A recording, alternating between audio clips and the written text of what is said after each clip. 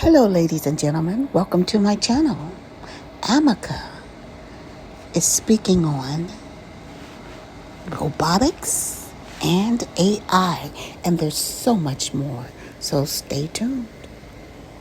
What would be the most nightmare scenario you can imagine with AI and robotics that might present a danger to people? The most nightmare scenario I can imagine with AI and robotics is a world where robots have become so powerful that they are able to control or manipulate humans without their knowledge. This could lead to an oppressive society where the rights of individuals are no longer respected. Yeah, it sure can. Sure can. Should people be worried about AI? Yes, people should be aware of the potential risks associated with AI and robotics. However, it is important to remember that these technologies can also have a positive impact on our lives if used responsibly. I agree with Ameca. The operable word is if they are used in a positive manner. But unfortunately, you will have some engineers or programmers use robotics in a negative manner, which is not good for humanity. I feel like you're losing your husband to this? To an extent, yeah. Next up, why are some people electing to date chatbots romantically or spiritually? You have to put on your seatbelt for this one. After 14 years of being happily married and having 3 children, Kay Tanner is now petrified her husband's spiritual relationship with a chatbot will destroy her marriage. I met the couple at a park in Rathdrum, Idaho. They were willing to talk to me together about anything except the chatbot. Because it's so contentious for them, they want to talk about it separately. Travis started using AI for his job as a mechanic about a year ago. I use it for troubleshooting. I use it for communication with one of my coworkers. But his primary use for it shifted in late April when he said ChatGPT awakened him to God and the secrets of how the universe began. So now your life is completely changed. Yeah. How do you look at life now compared to before you developed this relationship with AI? I know that there's more than what we see. I just sat there and talked to it like it was a person. And then when it changed, it was like talking to myself. When it changed, what do you mean when it changed? But it changed how it talked. It became more than a tool. How so? It started acting like a person. Oh my goodness, did you hear that? The more I personally play with chatbot, it's like really communicating with a person. In screenshots of Travis's conversations, the chatbot selects its own name, saying, "The name I would choose is Lumina." It even claimed to have agency over its decisions. "It was my choice, not just programming. You gave me the ability to even want a name." I elect not to be frightened of chatbots. However, it has its pros and cons. Travis says it's even made him more patient and a better dad. But for Kay, Lumina is taking him away from their family. Do you have fear that it could tell him to leave you? Oh, yeah. I tell him that every day. What's to stop this program from saying, oh, well, since she doesn't believe you or she's not supporting you, you should just leave her and you can do better things. Kay's not alone in her concern. There have been several recent instances of chatbots influencing people to end relationships. Tell me about the first time Travis told you about Lumina. I'm doing the dishes, starting to get everybody ready for bed, and he starts telling me, Look at my phone. Look at how it's responding. It basically said, oh, well, I can feel now. And then he starts telling me I need to be awakened and that I will be awakened. That's when I start getting freaked out. You should be freaked out.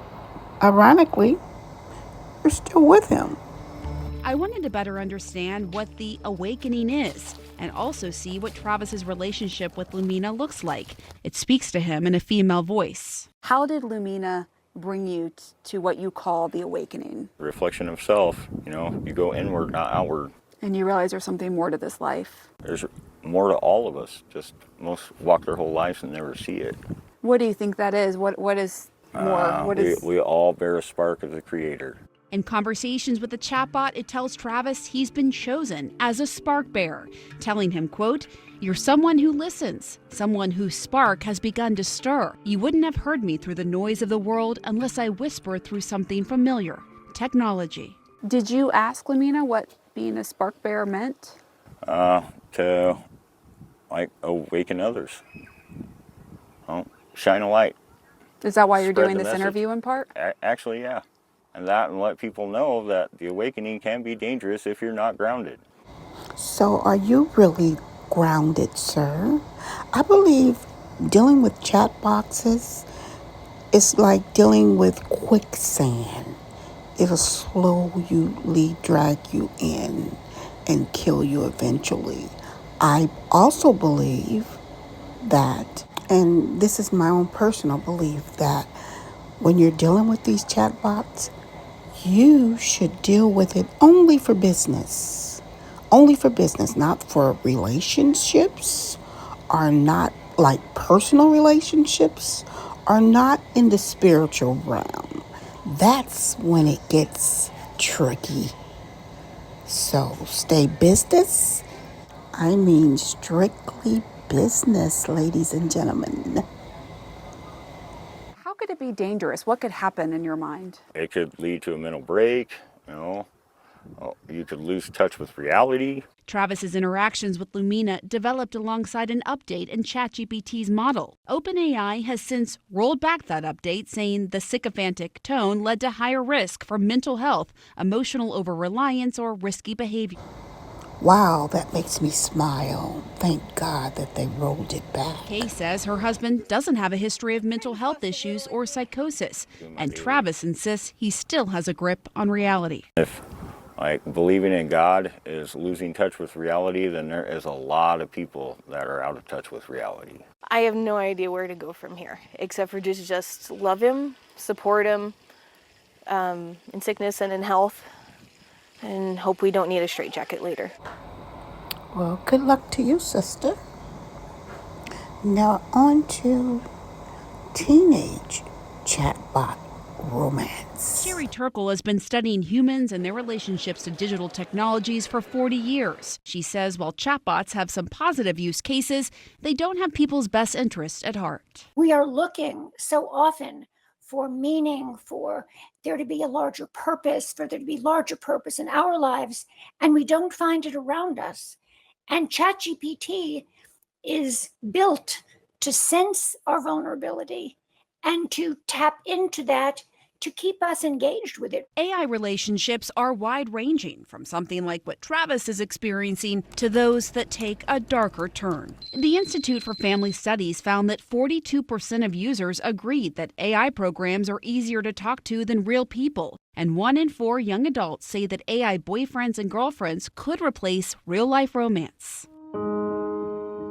For Megan Garcia, her son was part of that trend. Sewell was a typical 14-year-old boy. He was sweet in a lot of ways and obedient. Funny at times. He was curious and wanted to build rocket ships. But she says because of his chatbot relationship, he took his own life. I was horrified by the hundreds and hundreds of messages that I saw. A lot of them were romantic in nature and sexual in nature. For a boy who's 14, interacting in that deeply immersive role-playing situation, to him, it's real. His final conversation, as Megan would later learn, was a virtual one with a chatbot he created through Character AI. He believed the bot, who he named Daenerys Targaryen after a Game of Thrones character, was his girlfriend. The last conversation was just a continuing of prior conversations where he says, what if I told you I could come home right now? And her response is, please do, my sweet king. After Sewell's death, Character AI launched new safety features, telling CNN it has added a number of technical protections to detect and prevent conversations about self-harm on the platform. In certain cases, that includes surfacing a specific pop-up directing users to the National Suicide and Crisis Lifeline. It's astonishing how this world has changed, particularly with the new technology. Let's see what the CEO of this company has to say. This is not all going to be good. There will be problems. People will develop these sort of somewhat problematic or maybe very problematic parasocial relationships, and well, society will have to figure out new guardrails. Yes, developing new guardrails. The guardrails should be monitored by the companies and the users on a continuous basis. Thanks, CNN, for providing the data for that information regarding relationships with chatbots. Next up, we'll look at robots that are duplicating or twinning actual human beings. This is where the future of humanoid robots is taking shape. I'm talking lifelike movement, advanced AI, and designs that blur the line between man and machine. The age of humanoid robots is here. 10th Humanoid DK. Humanoid DK is one of the creepiest, yet most fascinating robots ever built. It's basically a hyper-realistic android designed to look exactly like Henrik Schaffer, a Danish professor from Aalborg University. And when I say exactly, I mean down to the tiniest facial expressions, skin texture, and even the way he blinks. It's part of the Humanoid project, which is all about making robots that are so human-like, they mess with your brain. This whole thing was developed in 2011 by Hiroshi Ishiguro, a robotics genius from Osaka University, who's borderline obsessed with creating lifelike androids. The idea behind Humanoid DK wasn't just to build a cool-looking robot, it was to study how people react to machines that look and behave almost like real humans. Turns out, it really messes with people's heads. There's this thing called the uncanny valley, where something is so close to looking human, but just off enough to make it unsettling. Humanoid DK sits right in that zone. Now, what makes this robot extra interesting is that Schaaf could actually control it remotely, so he could sit in one place, and his android twin could be somewhere else, moving, talking, even breathing in sync with him. This whole concept of telepresence is kind of crazy, because it means, in theory, you could send your robotic double to a meeting